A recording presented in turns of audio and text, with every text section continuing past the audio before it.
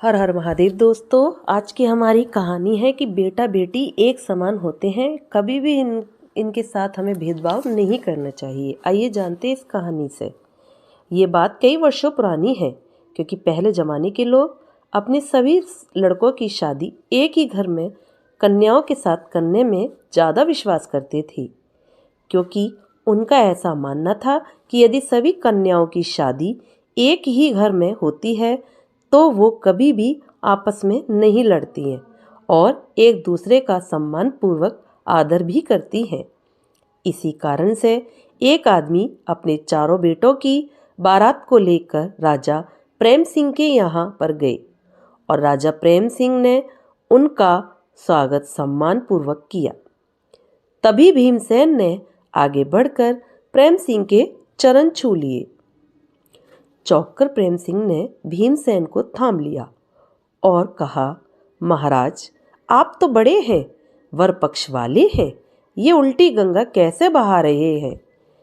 इस पर भीमसेन ने बड़ी सुंदर बात कही, महाराज आप दाता है, कन्या दान कर रहे हैं, मैं तो याचक हूँ, आपके द्वार कन्या लेने आया हूँ। अब आप ही बताएं कि दाता और याचक दोनों में से कौन बड़ा है। यह सुनकर प्रेम सिंह के आंखों से आंसुओं की धारा बहने लगी। भाग्यशाली हैं वे जिनके घर होती हैं बेटियां। हर बेटी के भाग्य में पिता होता है, लेकिन हर पिता के भाग्य में बेटी नहीं होती। ये बात एकदम सच्ची है, सत्य है। इसलिए हमें सदा ही बेटियों का सम्मान करना चाहिए और उन्हें वो सब सुविधाएं भी देनी चाहिए जो कि आज के ज़माने में हम अपने सभी पुत्रों को दे देते हैं, क्योंकि बेटियों का भी उन सभी वस्तुओं पर उतना ही अधिकार होता है जितना कि बेटों का होता है। आज के युग में बेटी बेटा एक समान होते हैं। उनके अधिकार और उनके कर्तव्य भी आज के युग में समान ही रखे गए हैं, क्योंकि बेटियां अब बेटों से कम नहीं हैं। वह उनसे कंधे से कंधा मिलाकर समाज में चलती हैं। जितनी हमारी बेटियों को माँ बाप की आती है, उतनी बेटों को नहीं आती है।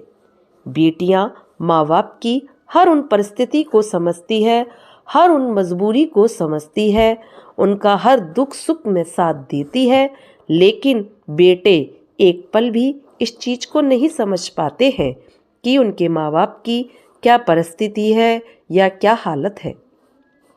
वह हमेशा माँ बाप की जायदाद का हकदार बनने की कोशिश ही करते रहते हैं। वह ये सोचते हैं कि जितना भी माल है वह हमें ही मिले, बेटियों को नहीं।